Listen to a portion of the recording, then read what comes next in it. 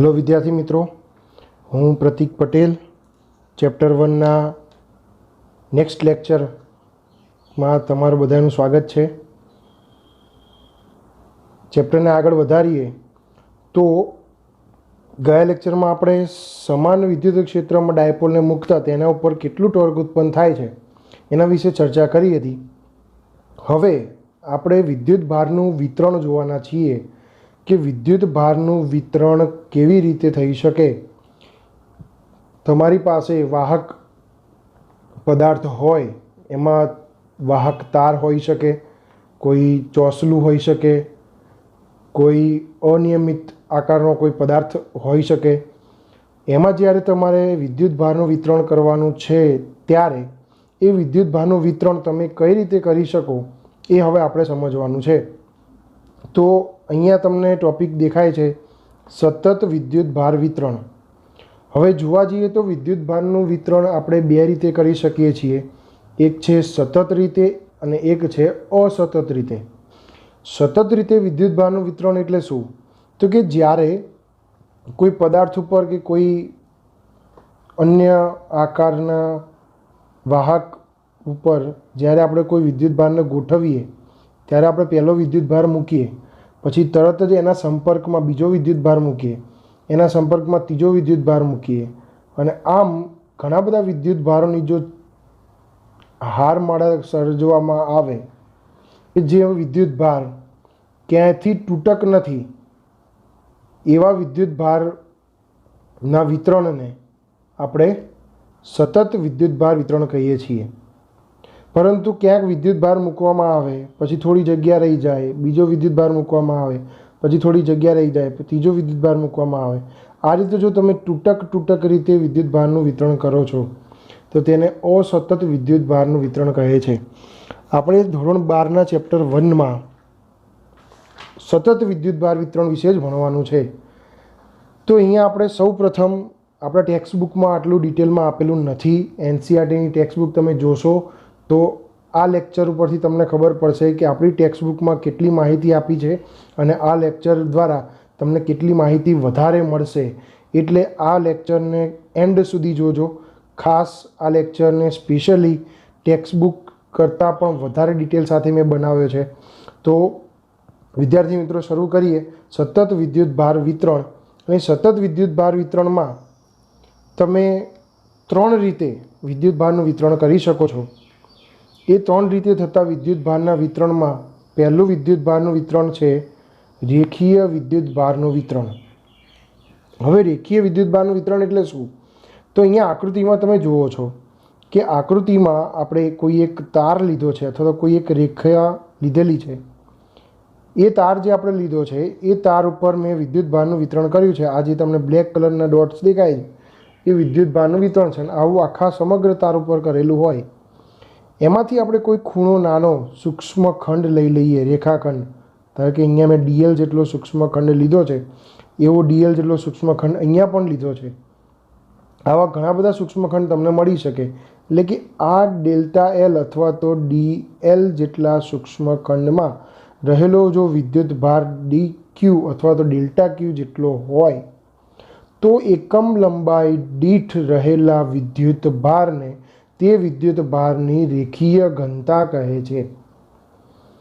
સૌથી પહેલાં રેખીય વિતરણ એટલે શું? તો કે આપણે જોઈ લીધું કે ભાઈ કોઈ રેખા પર સતત પથરાયેલા વિદ્યુત ભારને રેખીય વિદ્યુત ભારનું વિતરણ કહે છે। હવે એ રેખીય વિદ્યુત ભારનું વિતરણને મારે મેઝર કઈ રીતે કરવું? તો એના માટે મારી પાસે છે રેખીય ઘનતા કે વિદ્યુત ભારિત રેખા પરના એકમ લંબાઈ દીઠ વિદ્યુત ભારને તે વિદ્યુત ભારની રેખીય ઘનતા કહે છે। તેની સંજ્ઞા છે લેમ્બડા। તેને લેમ્બડા વડે દર્શાવવામાં આવે છે। તો એટલે કે આપણે એનું સૂત્ર લખવું કેવી રીતે લખી શકશું? તો કે ધારો કે ડેલ્ટા એલ જેટલા લંબાઈના ખંડ પર વિદ્યુત ભાર જો ડેલ્ટા ક્યુ જેટલો હોય તો તેની વિદ્યુત ભારની રેખીય ઘનતા કેટલી થાય? તો લેમ્બડા બરાબર ડેલ્ટા ક્યુ ભાગ્યા ડેલ્ટા એલ। એ જ રીતે તેનો એકમ આપણને મળશે કુલમ્બ પ્રતિ મીટર, કારણ કે ડેલ્ટા ક્યુ વિદ્યુત ભારનો એકમ થશે કુલમ્બ, ડેલ્ટા એલનો વિદ્યુત ભાર લંબાઈ એટલે કે મીટર। તો કુલમ્બ પ્રતિ મીટર મળે તો પારિમાણિક સૂત્ર શું થશે? તો કે m0 l-1 t1 a1। આ થયું રેખીય વિદ્યુતભારનું વિતરણ। હવે આપણે જોઈશું પૃષ્ઠ વિદ્યુતભાર વિતરણ। બીજા નંબરે છે પૃષ્ઠ વિદ્યુતભાર વિતરણ। તો પૃષ્ઠનું વિદ્યુતભાર વિતરણ આપણે જોવું હોય તો પૃષ્ઠ વિદ્યુતભાર વિતરણ માટે આપણે શું કરીશું? તો કે પૃષ્ઠ વિદ્યુતભાર વિતરણ માટે આપણે એક પૃષ્ઠ લઈશું, એ પૃષ્ઠમાં કોઈ ચોક્કસ નાનો સૂક્ષ્મ ખંડ ધારીશું કે જેનું ક્ષેત્રફળ dA જેટલું છે અને તેની ઉપર ધારો કે ડેલ્ટા ક્યુ જેટલો વિદ્યુતભાર છે। તો અહીંયા એની વ્યાખ્યા છે કે કોઈ પૃષ્ઠ પર સતત પથરાયેલા વિદ્યુતભારને પૃષ્ઠ વિદ્યુતભાર વિતરણ કહે છે। અને એને મેઝર કરવા માટે આપણે શું કરીશું? તો એને મેઝર કરવા માટે આપણે લઈશું વિદ્યુતભારની પૃષ્ઠ ઘનતા વિદ્યુતભારિત પૃષ્ઠ પરના એકમ ક્ષેત્રફળ દીઠ વિદ્યુતભારને વિદ્યુતભારની પૃષ્ઠ ઘનતા કહે છે। તેને સિગ્મા વડે દર્શાવવામાં આવે છે। તેની સંજ્ઞા શું છે? સિગ્મા છે। તો વિદ્યુતભારિત પૃષ્ઠ પરના એકમ ક્ષેત્રફળ દીઠ વિદ્યુતભારને વિદ્યુતભારની પૃષ્ઠ ઘનતા કહે છે અને તેને સિગ્મા વડે દર્શાવવામાં આવે છે। સુવાહક સપાટી પર ક્ષેત્રફળ ખંડ જો આપણે ડેલ્ટા એસ જેટલો લીધો હોય અથવા તો ડેલ્ટા એ જેટલો લીધો હોય, ડેલ્ટા એસ પણ લઈ શકો અને ડેલ્ટા એ પણ લઈ શકો, ડીએસ પણ તમે ધારી શકો। આ જ સૂત્રને તમારે આ રીતે લખવું હોય Q/A તો પણ લખી શકાય, કારણ કે વિદ્યુતભાર ભાગ્યા શું લેવાનું છે? ક્ષેત્રફળ। તો એની પૃષ્ઠ ઘનતા શું થશે? સિગ્મા બરાબર delta Q upon delta S અથવા તો Q/A। તો એનો એકમ શું થશે? Coulomb upon metre square. જ્યારે પારિમાણિક સૂત્ર થશે m0 l-2 t1 a1, m0 l-2 t1 a1। ત્રીજું છે કદ વિદ્યુતભાર વિતરણ। તેના ત્રણ પ્રકારમાંથી છેલ્લો પ્રકાર કદ વિદ્યુતભાર વિતરણ, કે કોઈ આપણી પાસે એક અનિયમિત આકારનો પદાર્થ છે, એમાં આપણે કદખંડ ધારીશું। કદખંડ આપણે કઈ રીતે લઈએ છીએ ખબર છે ને બધાને? કદખંડ કઈ રીતે લઈએ છીએ? આપણે એક બોક્સ બનાવીએ છીએ, એટલે કે સમઘન બનાવીએ છીએ। આ એક ઘન બને, ઘન હોય એટલે આપણે એને કદ તરીકે લંબાઈ, પહોળાઈ અને ઊંચાઈ ત્રણેયનો ઉપયોગ કરીને કદ તરીકે ધારીએ છીએ। તો કોઈ કદમાં સતત પથરાયેલા વિદ્યુતભારને કદ વિદ્યુતભાર વિતરણ કહે છે। વિદ્યુતભારિત કદ પરના એકમ કદ દીઠ વિદ્યુતભારને વિદ્યુતભારની કદ ઘનતા કહે છે અને જેને આપણે શેના વડે દર્શાવીશું? રો વડે દર્શાવીશું। જો નાના કદખંડ માટે સ્થૂળ સ્તરે ડેલ્ટા વી જેટલો ખંડ લેવામાં આવે અને ડેલ્ટા ક્યુ હોય એનો વિદ્યુતભાર, તો કદ વિદ્યુતભારની ઘનતા કેટલી થશે? તો કદ વિદ્યુતભારની ઘનતા થશે રો બરાબર delta Q upon delta V, જેને તમે ટૂંકમાં ક્યુ અપોન વી પણ લખી શકો છો। તેનો એકમ શું થાય? કુલમ્બ પ્રતિ મીટર ક્યુબ અને પારિમાણિક સૂત્ર થશે m0 l-3 t1 a1। ખ્યાલ આવી ગયો? વિદ્યાર્થી મિત્રો, ત્રણ પ્રકારે આપણે સતત વિદ્યુતભારનું વિતરણ કરી શકીએ છીએ। પહેલું આપણે જોયું રેખીય વિદ્યુતભારનું વિતરણ, જેને આપણે કીધું લેમડા બરાબર Q/L કુલમ્બ પ્રતિ metre, m0 l-1 t1 a1। બીજું લીધું આપણે પૃષ્ઠ વિદ્યુતભાર વિતરણ, જેને આપણે કીધું સિગ્મા Q/A કુલમ્બ પ્રતિ metre square, m0 l-2 t1 a1। અને ત્રીજું આપણે લીધું કદ વિદ્યુતભાર વિતરણ, કે જેમાં આપણે કદ ઉપર વિદ્યુતભારનું વિતરણ કરીએ છીએ અને એને આપણે કીધું રો બરાબર delta Q upon delta V અથવા તો Q/V એકમ કુલમ્બ પ્રતિ metre cube, m0 l-3 t1 a1।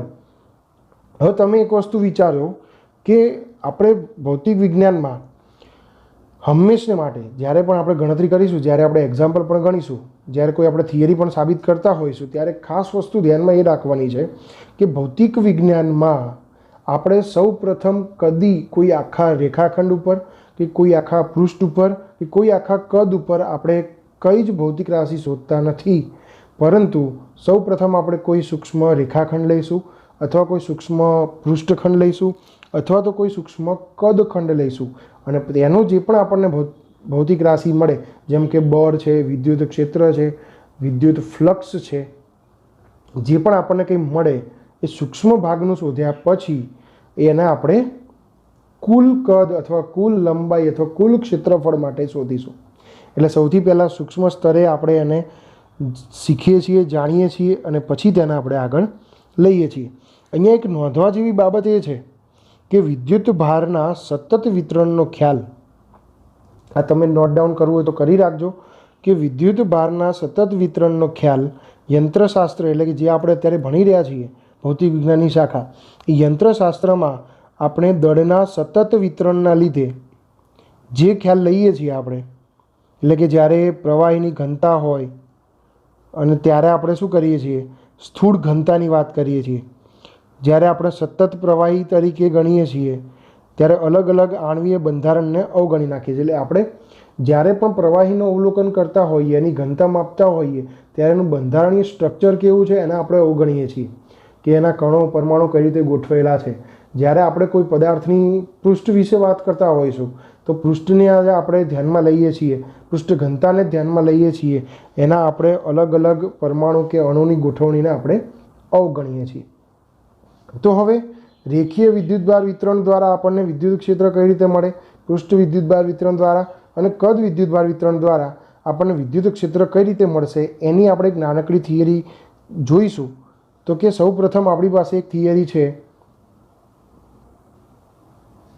રેખા પરના વિદ્યુત ભારના સતત વિતરણને લીધે કોઈ બિંદુ પાસે વિદ્યુત ક્ષેત્રનું સૂત્ર શોધો. ધારો કે આપણે અહીંયા દેખાય છે તમને ગુલાબી કલરથી એક રેખા આપણે દોરેલી છે, એ રેખા ઉપર મેં સતત વિદ્યુતભાર વિતરણ કરેલું છે. એટલે કે ધારો કે ધન વિદ્યુતભાર હોય તો ધન વિદ્યુતભારને આ રીતે સતત રીતે પાથરેલો છે. જો ધન વિદ્યુતભાર હોય તો આપણે એને ધન વિદ્યુતભાર સતત રીતે પાથરેલો છે. એ ધન વિદ્યુતભાર પાથર્યા પછી સૂક્ષ્મ ખંડ જો હું ધારું છું ડેલ્ટા એલ જેટલો, તો ડેલ્ટા એલ જેટલા સૂક્ષ્મ ખંડ દ્વારા અથવા તો આખા તાર દ્વારા કોઈ અન્ય બિંદુ પર કેટલું વિદ્યુત ક્ષેત્ર ઉત્પન્ન થાય છે એ મારે શોધવું છે. તો ધારો કે રેખા પર ડેલ્ટા એલ જેટલી સૂક્ષ્મ લંબાઈના ખંડમાં આપણે અહીંયા લીધું છે ઉદ્ગમ બિંદુ ઓથી ડેલ્ટા એલ એટલે કે સૂક્ષ્મ જે ખંડ આપણે ધાર્યો છે એ સૂક્ષ્મ ખંડ સુધીનું અંતર ધારો કે આર સદીશ જેટલું છે. ઉદ્ગમ બિંદુ ઓથી જે બિંદુએ મારે વિદ્યુત ક્ષેત્ર શોધવાનું છે તે બિંદુનો સ્થાન સદીશ કેપિટલ આર સદીશ મેં લીધેલો છે. અને ડેલ્ટા એલથી જે સૂક્ષ્મ ખંડથી પી બિંદુનું સ્થાન સદીશ શોધવાનું છે, વિદ્યુત ક્ષેત્ર શોધવાનું છે, તેનો સ્થાન સદીશ આપણે આર સદીશ ડેશ ધારેલો છે. એટલે કે ધારો કે આપણી પાસે અહીંયા જે તે તાર છે અથવા તો રેખા છે, રેખાની લંબાઈ ડેલ્ટા એલ છે એવા સૂક્ષ્મ ખંડમાં એને વિભાજિત કરી દીધેલો છે. રેખીય વિદ્યુતભારની ઘનતા આપણે લઈએ તો ડેલ્ટા એલ જેટલી ઘનતા છે. રેખીય વિદ્યુતભારની ઘનતાને આપણે લઈએ તો ડેલ્ટા એલ જેટલી ઘનતા છે. તો તેના પરનો વિદ્યુત ભાર કેટલો થશે, તો કે તેના પરનો વિદ્યુત ભાર થશે લેમ્ડા ઇન્ટુ ડેલ્ટા એલ. કઈ રીતે, તો કે આપણને ખ્યાલ છે કે lambda is equal to delta Q upon delta L થાય. તો lambda is equal to delta Q upon delta L થાય તો તમે ડેલ્ટા એલને ઉપર લઈ જાઓ તો તમને વિદ્યુત ભાર મળી જશે. તો આપણે શું કર્યું, સૌથી પહેલાં કે મારે વિદ્યુત ક્ષેત્ર શોધવું છે તો જેના વડે વિદ્યુત ક્ષેત્ર ઉત્પન્ન થાય છે તેના ઉપર કેટલો વિદ્યુત ભાર છે એ આપણે લઈ લીધો. તો ડેલ્ટા ક્યુ જેટલો વિદ્યુત ભાર આ ડેલ્ટા એલ જેટલા ખંડ ઉપર છે કેટલો છે, લેમ્ડા ઇન્ટુ ડેલ્ટા એલ જેટલો છે. તો પી બિંદુથી ઓ બિંદુથી પી બિંદુએ આપણે વિદ્યુત ભાર શોધવાનો છે. તો તેનું સ્થાન સદીશ આર ડેશ સદીશ લીધેલું છે, સૂક્ષ્મ ખંડ આપણે લીધેલો છે, એનો સૂક્ષ્મ ખંડથી પી બિંદુ સુધીનું સ્થાન લીધેલું છે આર ડેશ સદીશ. તો હવે ડેલ્ટા ક્યુ જેટલા વિદ્યુત ભારને લીધે પી બિંદુ પાસે લાગતું વિદ્યુત ક્ષેત્ર કેટલું થાય, તો કે આપણું સૂત્ર થશે ડેલ્ટા ઈ સદીશ બરાબર કે ઇન્ટુ ડેલ્ટા ક્યુ ભાગ્યા આર ડેશનો square into R dash caret. R dash કેમ લીધું? તો કે ડેલ્ટા એલથી પી બિંદુ સુધીનું અંતર આપણે આર ડેશ ધારેલું છે, એટલા માટે આપણે આર ડેશ અહીંયા લીધું છે.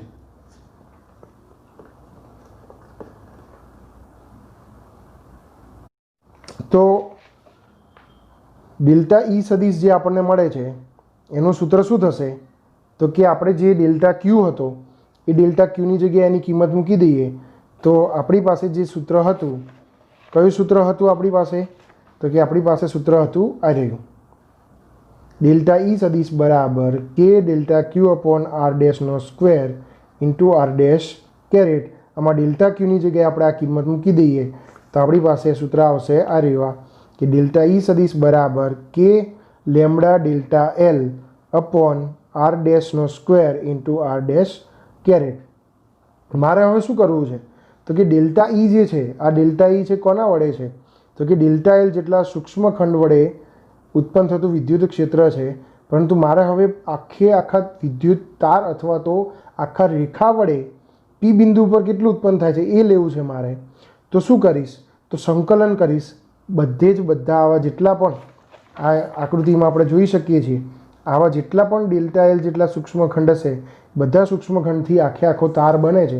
તો એવા જેટલા પણ સૂક્ષ્મ ખંડ હોય એટલે કે ટોટલ એલ લંબાઈના ખંડ વડે અથવા તો રેખા વડે અથવા તો તાર વડે ઉત્પન્ન થતું વિદ્યુત ક્ષેત્ર કેટલું થશે એ મારે શોધવું છે. તો કુલ વિદ્યુત ક્ષેત્ર શોધવા માટે હું શું કરીશ? સંકલન કરીશ.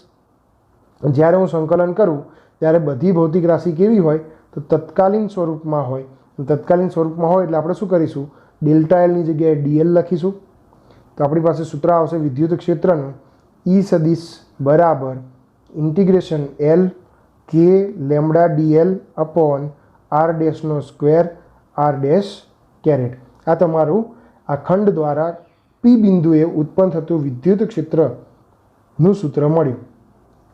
જ્યારે આપણી પાસે એ જ રીતે પૃષ્ઠખંડ છે, તો કોઈ પૃષ્ઠ પરના વિદ્યુત ભારના સતત વિતરણને કારણે કોઈ બિંદુ ઉપર વિદ્યુત ક્ષેત્ર મારે શોધવું છે. જો તમને આગળની થિયરીમાં ખબર પડી છે તો આ થિયરી તમારા માટે ખૂબ જ સહેલી છે કે આપણે એક પૃષ્ઠ લીધું છે, એની ઉપર આપણે બધા અલગ અલગ પૃષ્ઠખંડ ધાર્યા છે, જેમાંથી એક પૃષ્ઠખંડનું ક્ષેત્રફળ ડેલ્ટા એસ જેટલું છે.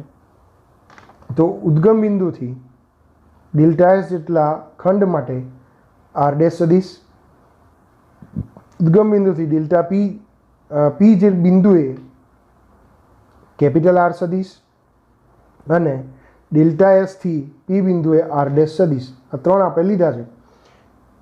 જે તે તમે પૃષ્ઠ લો છો એ પૃષ્ઠની પૃષ્ઠ વિદ્યુત ભાર ઘનતા જે છે એ આપણે લઈએ તો કે કેટલી મળશે? તો સિગ્મા બરાબર delta Q upon delta S. અને સિગ્મા બરાબર ડેલ્ટા ક્યુ અપોન ડેલ્ટા એસમાંથી ડેલ્ટા એસને તમે ઉપર લઈ જાઓ તો ડેલ્ટા ક્યુ કરતાં બનાવશો તો ડેલ્ટા ક્યુ બરાબર શું મળશે? Sigma into delta S. અને આ શું છે?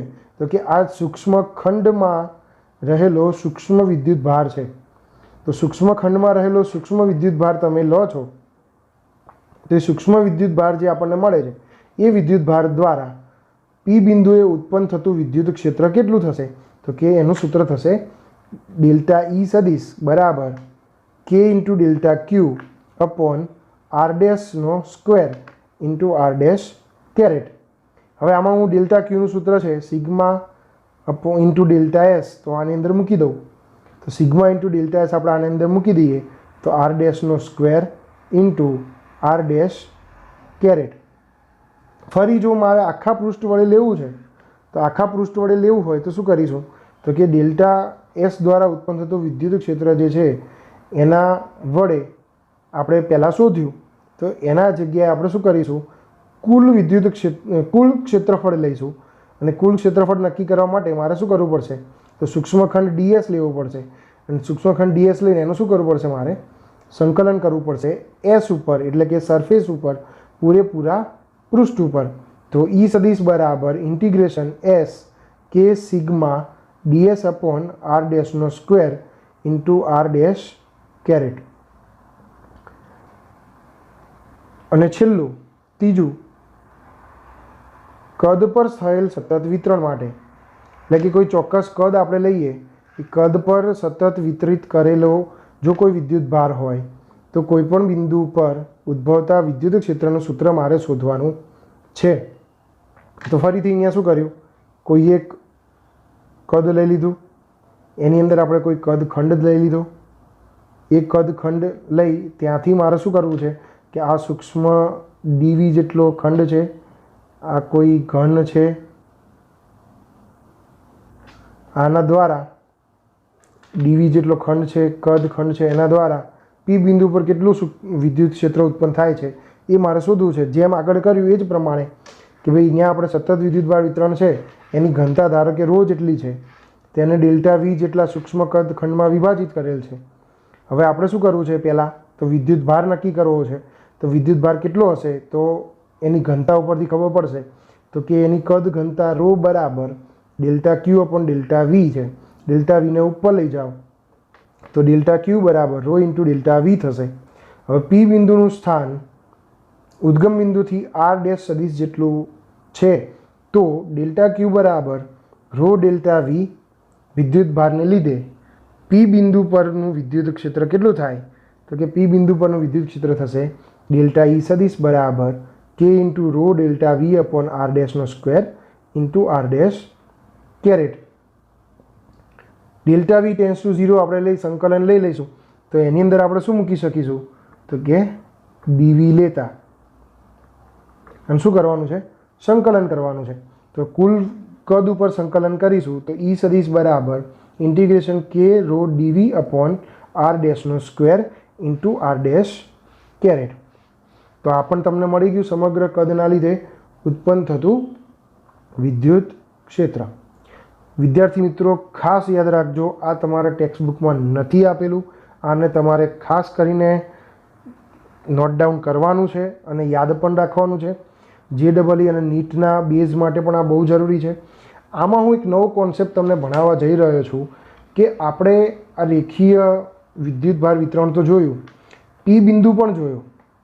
ધારો કે હવે પી બિંદુ પર કોઈ વિદ્યુતભાર તમને આપેલો છે, અત્યારે આપણે જે થિયરી જોઈ છે એ થિયરીમાં વિદ્યુતભાર લીધો નથી, પરંતુ ધારો કે આ પી બિંદુ ઉપર કોઈ વિદ્યુતભાર મૂકેલો છે અને એ વિદ્યુતભાર ધારો કે આપણે લઈએ તો કે એ વિદ્યુતભાર આપણી પાસે, આ નવો કોન્સેપ્ટ છે, એકદમ સમજવા જેવો છે, ખાસ એને આપણે ખાસ સમજવો છે. તો કે ધારો કે આપણે પી બિંદુ ઉપર કોઈ વિદ્યુતભાર લઈએ ક્યુ જેટલો, પી બિંદુ પર કોઈ ક્યુ જેટલો વિદ્યુતભાર છે અને તમને એવું પૂછવામાં આવે છે કે તેના ઉપર ઉત્પન્ન થતું બળ કેટલું, તેના ઉપર ઉત્પન્ન થતું બળ કેટલું, તો આપણને ખબર છે કે ભાઈ બળ હોય ત્યાં બે વિદ્યુતભારની જરૂર પડે, તો F બરાબર કે Q1 Q2 upon R square, આવું આપણી પાસે સૂત્ર છે. અને બીજું સૂત્ર આપણી પાસે શું છે, તો કે ભાઈ બીજું સૂત્ર આપણી પાસે છે F is equal to Q into E. આપણી પાસે આ સૂત્ર છે ને, F બરાબર Q ઇન્ટુ E. તો આપણી પાસે E તો છે, મારે શું કરવાનું છે, જે તે તમને જવાબ મળ્યો છે એ જવાબની જોડે મારે Q વડે ગુણાકાર કરવાનો છે. એટલે તમને એ રેખા દ્વારા કોઈ Q વિદ્યુત ભાર ઉપર, એટલે કે પી બિંદુ ઉપર Q વિદ્યુત ભાર મૂકેલો હોય તો એ Q વિદ્યુત ભાર ઉપર ઉત્પન્ન થતું વિદ્યુત બળ મળશે.